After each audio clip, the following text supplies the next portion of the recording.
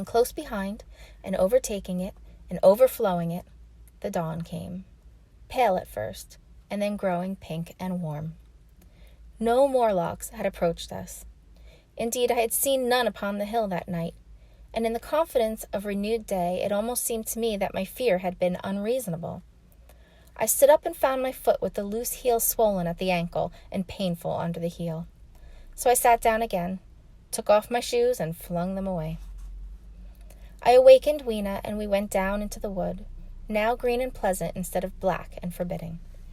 We found some fruit wherewith to break our fast. We soon met others of the dainty ones, laughing and dancing in the sunlight as though there was no such thing in nature as the night. And then I thought once more of the meat that I had seen. I felt assured now of what it was, and from the bottom of my heart I pitied this last feeble rill from the great flood of humanity. Clearly, at some time in the long ago of human decay, the Morlocks' food had run short. Possibly they had lived on rats and such like vermin. Even now, man is far less discriminating and exclusive in his food than he was, far less than any monkey.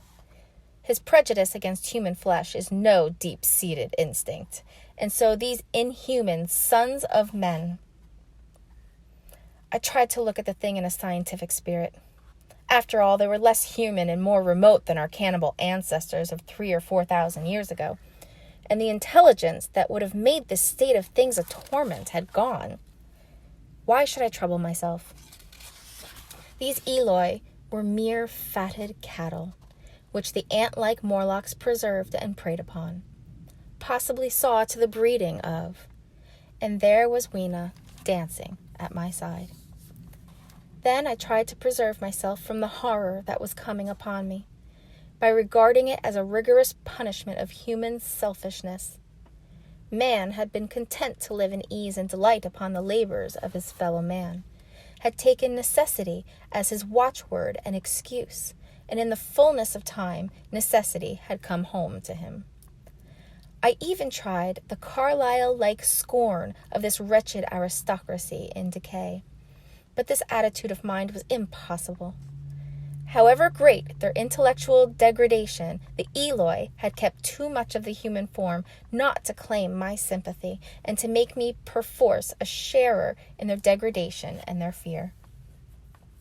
I had at that time very vague ideas as to the course I should pursue. My first was to secure some safe place of refuge and to make myself such arms of metal or stone as I could contrive. That necessity was immediate. In the next place, I hoped to procure some means of fire, so that I should have the weapon of a torch at my hand, for nothing, I knew, would be more efficient against these Morlocks. Then, I wanted to arrange some contrivance to break open the doors of bronze under the White Sphinx. I had in mind a battering ram.